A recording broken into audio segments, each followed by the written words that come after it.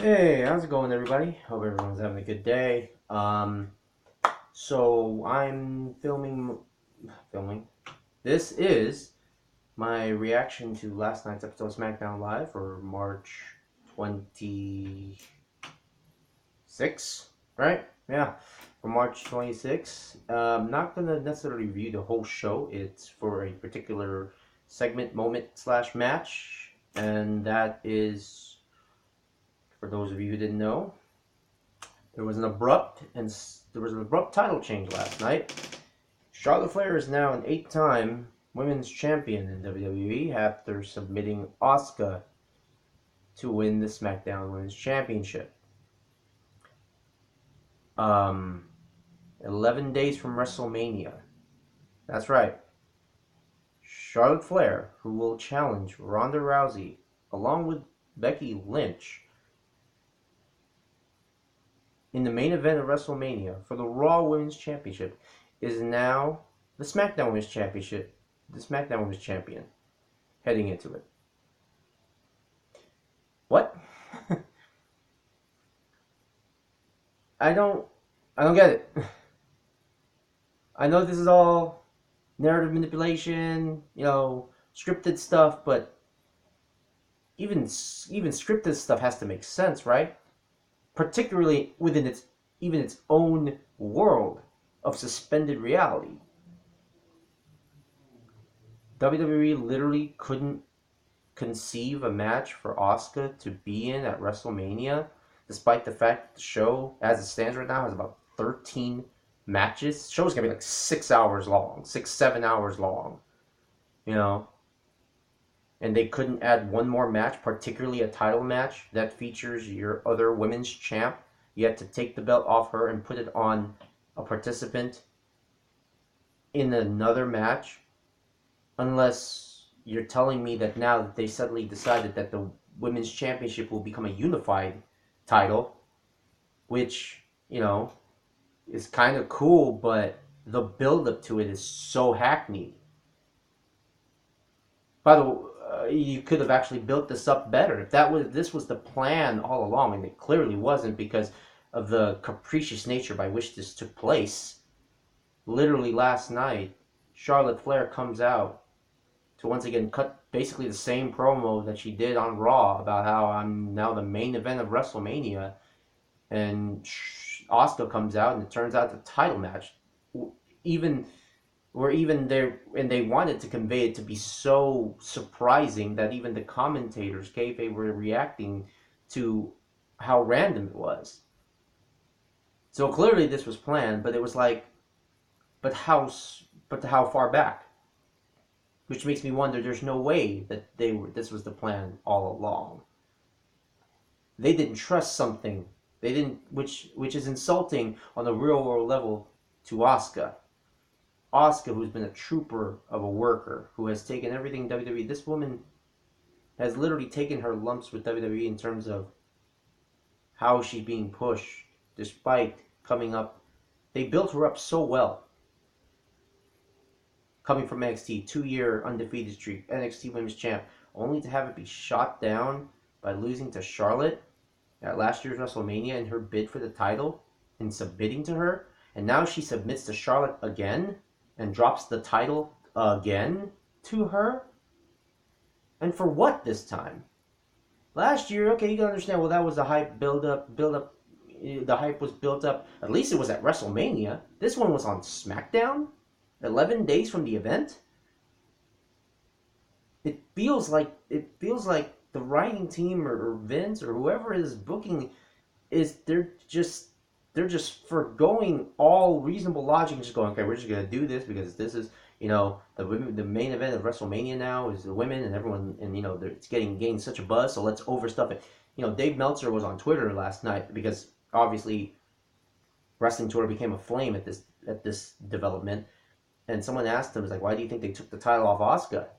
And his response was to raise the stakes, which to me leaves me scratching my head because I'm like, the stakes were already raised. It was the first ever women's main event. a title was already up for grabs. It featured your three biggest stars. And if the logic is, well, there wasn't, Asuka didn't have a big enough opponent to defend her title against at WrestleMania, that's nonsense. That's booking's fault. That's the fault of WWE for not creating enough women's stars outside of Sasha Banks, Bayley, Charlotte, and Becky. Ronda Rousey doesn't count because she was a famous UFC champion. She's a Hall of Fame UFC champion. She was already a star. She was basically the reason WWE is spearheading this whole women's revolution thing. Listen, I don't want to take anything away from the women, and it seems like I am now because I genuinely believe and I love women's pro wrestling.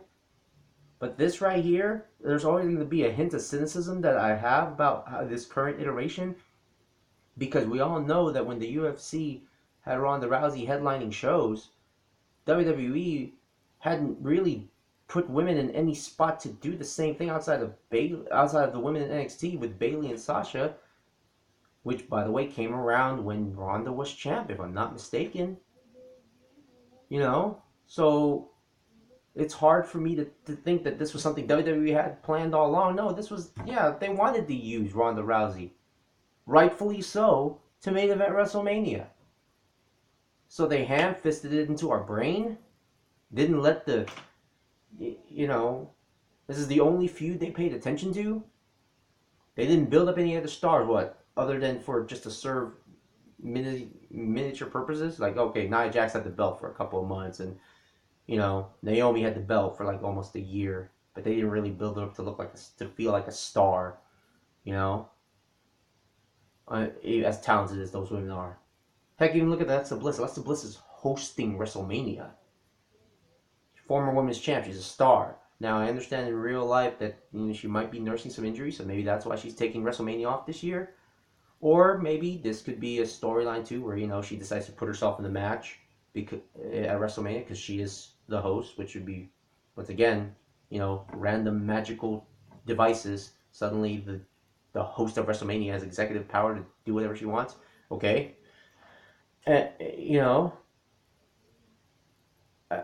what's the point of all this? This is what frustrates me as a viewer, as a learned viewer of wrestling. Like I said, just to clear up too, while I'm in the middle of this, is like, again, if you're coming in the comments saying, Mike, this is all fake. This is the whole point. You reacting to this. I'm like, this is not even, this is beyond that. This is just reacting to what I'm seeing unfold as an art form and objectively trying to critique what they're saying, because I don't care who wins and who loses. I just want it to make narrative sense. I want you to, that's like watching any TV show or any, you want it to make sense. You want what they're trying to tell you to make sense. It can't just be, okay, you know what, this is a complete mess of a show, and if you either get it or you don't. What? You can't have a champion be portrayed. Becky, who is more than likely going to win the Raw Women's Championship at WrestleMania, lost to Asuka at the Royal Rumble. She tapped out. Clean. By clean, I mean no interference, no nothing. She lost fair and square to Asuka. To elevate Asuka, we get, and then of course to facilitate Becky's underdog story of, hey, she's going to win the Royal Rumble. And if that was that's what frustrates me, because you have to ask yourself, okay, if this was the plan all along to have the SmackDown Women's Champ challenge the Raw Women's Champ, then why not have Becky win the title? Why didn't Becky just win the title? If Asuka was going to lose the belt, if this was the plan all along, why didn't she just lose it to Becky? Why didn't you have Becky walking into WrestleMania and you promoted this as a champion versus champion match for the Unified Women's Championship? But no, Charlotte gets shoehorned in. Because of course she does. And what? So WWE is literally, to me, clearly look like they're audibly on the fly. Like, okay, we wanted Charlotte to face Ronda Rousey one-on-one, but then Becky became a star, so now Becky's the chosen one, but then we can't forget about Charlotte. So now we have this, a triple threat match that most fans it's not what they wanted. Now, they like Charlotte, so they'll accept this triple threat match, but it's like, This isn't what the fans wanted. Oh, and by the way, too, once again to bring up the real world ramifications of this, WrestleMania is at MetLife Stadium in New York. That's going to be a very smart crowd. That's going to be a very learned crowd. They're not going to, WrestleMania crowds always feature both, not just casual fans, but the wrestling fans that just know what they want out of wrestling. They cheer for who they cheer. They boo who they boo. They don't care what the WWE wants to present. Oh, hey, we want this person. We want you to like this person. They will not care. They will like who they like. And screwing over somebody that they feel was justly, was unjustly screwed, like Asuka, they'll sabotage that match by booing Ronda, Becky, and Charlotte. Yeah, even Becky. I wouldn't put it past them because you know what? They wouldn't be booing Becky. They'd be booing the principle of why that match is taking place, unless they add Asuka to that match. But that's the thing too. There's still one more Raw and one more SmackDown to go before WrestleMania. And narratively speaking, even if you try to use this, what happened last night, as a way to even further promote the match by saying, okay, now, Asuka's going to get her rematch and Charlotte will get screwed by Becky, further escalating the feud, the damage is done. It doesn't matter. It's redundant. We get it. They hate each other. So ultimately, this just screws Asuka for no reason. What would be the point? You just had Asuka lose. And again, it's like, oh, but wins and losses, these things aren't real, Mike. But again, let me repeat. When you're watching narrative art, perception is what it is. It's all about the perception. You can't tell me as you're watching the show that Asuka doesn't look weak as a character. Oh, what? So she's going to be dominant? She's going to be a dominant champion that no one can beat unless she runs into Charlotte? This isn't real. This isn't real MMA. This isn't real competition from that perspective. That's what pro wrestling and real life combat sports is. It's easier to accept that someone can't beat somebody because they know that it's by chance. That real combat sports is by chance. Pro wrestling, for better or worse, it's not, you say what you will about it, it's not by chance. The results of these matches are not done by chance. It's manipulated. Yeah, they can go into a match with one person being planned to win, then change it on the fly. But that doesn't make it by chance. It still means it's an executive. In other words, the participants in the ring are not deciding it. That's what. So they're just like, well, win the loss, who cares if Asuka lost? These losses don't really mean anything. Again, if you understand the point of wrestling, those things, they should matter. If you're painting this narrative of a simulated sport, right? So I'm supposed to ignore that Asuka tapped out again? So I didn't see that happen? Is that what you're telling me? Yeah, no. It's just, come on, man. Who you fooling here? That's no different than if they suddenly wrote in or wrote out a character on Game of Thrones without any explanation. And that's what was happening here. They're just doing things on a whim, and it's frustrating.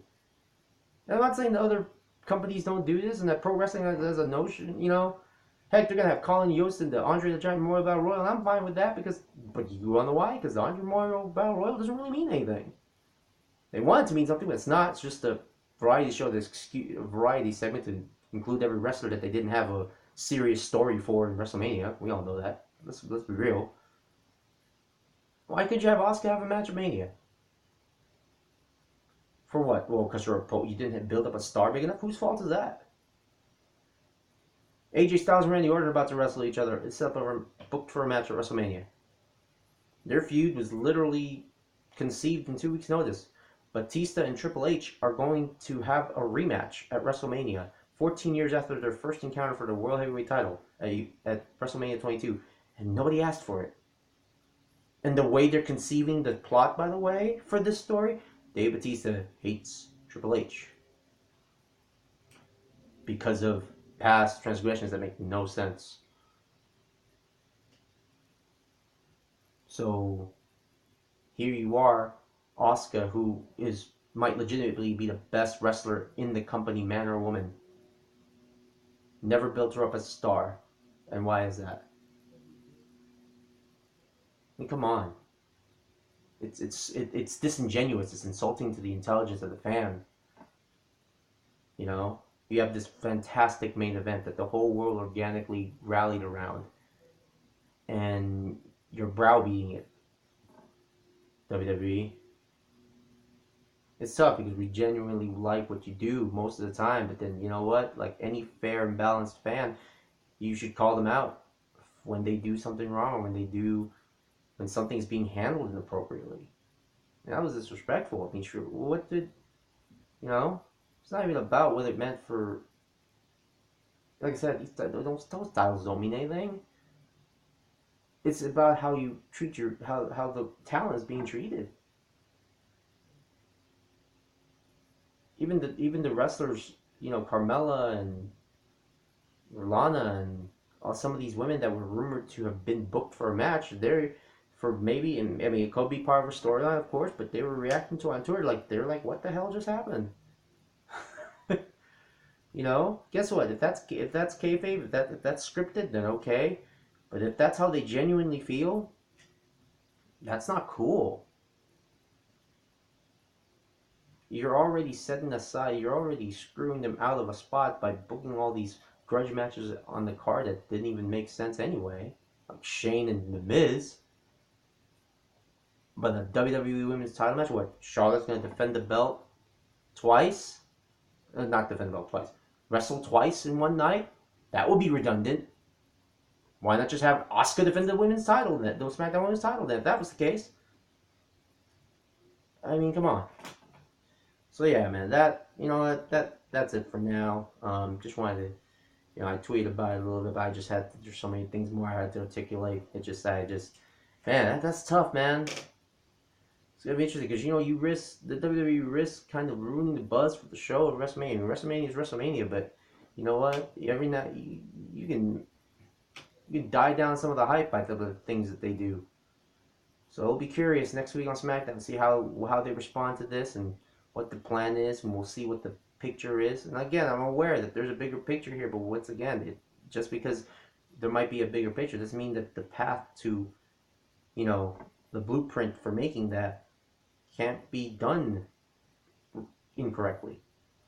So, once again, as always, I appreciate you guys tuning in. For those of you who do, have a good night.